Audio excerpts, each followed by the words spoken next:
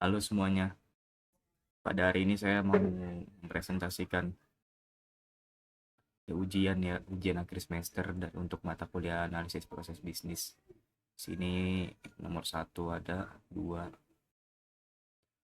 tapi untuk video kali ini yang kita bahas ini untuk nomor tiga ya, karena memang penilaiannya seperti itu.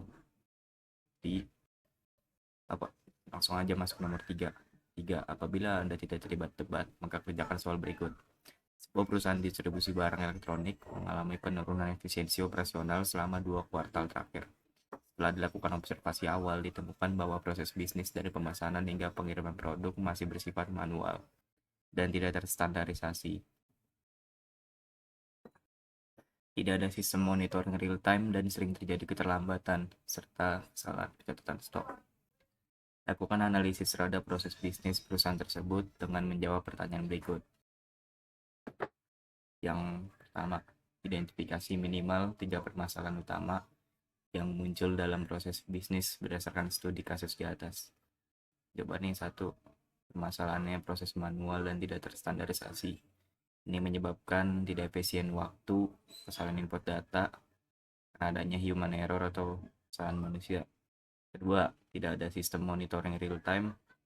Ini bisa menyebabkan keterlambatan dalam pengambilan keputusan.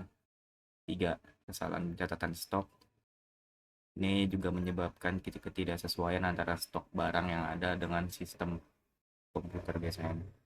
Ini berujung kepada bisa kurang stok, overstock. Keempat, keterlambatan pengiriman. Ini jadi membutuhkan waktu lebih banyak waktu sehingga bisa merugikan pelanggan. Nomor 2, analisis akar penyebab dari masing-masing permasalahan tersebut dengan pendekatan root cause analysis. Misalnya 5Y atau fishbone diagram. Di sini menggunakan metode 5Y. Permasalahan pertama, proses manual dan tidak standar.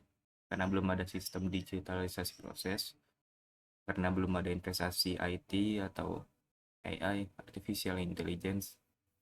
Yang ketiga, karena pengelola belum memprioritaskan digitalisasi. Keempat, karena belum sadar akibat dari efisiensi. Kelima, karena belum dilakukan audit proses secara menyeluruh. Permasalahan kedua, permasalahan tidak ada monitoring real time karena belum menggunakan sistem ERP, Enterprise Resource Planning. Kedua, karena biaya dianggap mahal. Tiga, belum dilakukan analisis cost benefit. Yang keempat, karena tidak ada tim IT khusus, tim khusus gitu ya. Kelima, karena organisasi belum mendukung transformasi digital. Permasalahan ketiga, kesalahan pencatatan stok. Ini karena masih dilakukan manusia, belum ada barcode scanning atau yang otomatis gitu. Karena digitalisasi dan AI belum diterapkan di gudang, karena pengelola gudang belum dilatih, karena belum ada SOP digitalisasi gudang. Ini usulan perbaikan proses bisnis dengan menggunakan pendekatan Business Process Improvement (BPI) atau Business Process Reengineering (BPR). Jawaban yang pertama, digitalisasi proses pemesanan dan pengiriman melalui sistem ERP sederhana seperti Tokopedia, e-commerce, Shopee. 2. Pengaplikasian sistem monitoring real time menggunakan dashboard pelacakan. 3. Penerapan SOP dan pelatihan pegawai untuk meningkatkan efisiensi waktu. 4. Otomatisasi pencatatan stok menggunakan barcode scanner. 5.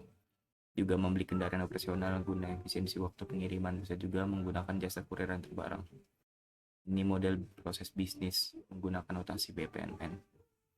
Sebelumnya dari pelanggan telepon, lalu dicatat oleh admin gudang ya.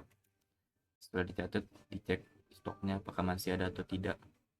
Setelah itu barang dikirim, lalu dicatatlah kembali. Ini semua masih manual nih. Sesudah yang menggunakan digitalisasi nih. Pelanggan membeli barang, lalu diinput ke sistem memvalidasi benar atau tidak barangnya ada atau tidak, lalu dicek stoknya otomatis, lalu kirim notifikasi ke gudang, dikirim. Sebelum dikirim update stok otomatis, lalu dimonitoring secara real time. Yang kelima nih, sama indikator prosesnya, sama indikator order fulfillment time Indikator ini berfungsi mengukur rata-rata waktu dari pemesanan hingga pengiriman selesai. 2. Order accuracy rate. Indikator ini berfungsi mengukur tingkat ketepatan pengiriman barang sesuai pesanan. 3. Inventory accuracy rate. Indikator ini berfungsi mengukur kesesuaian antara stok fisik dan data sistem. 4. Customer satisfaction index. Indikator ini berfungsi memberikan feedback pelanggan terhadap ketepatan dan kecepatan layanan. 5. Percentage of manual intervention. Indikator ini berfungsi menilai seberapa banyak proses masih dilakukan manual setelah perbaikan. Oke, udah situ aja nomor 3. Oke, terima kasih.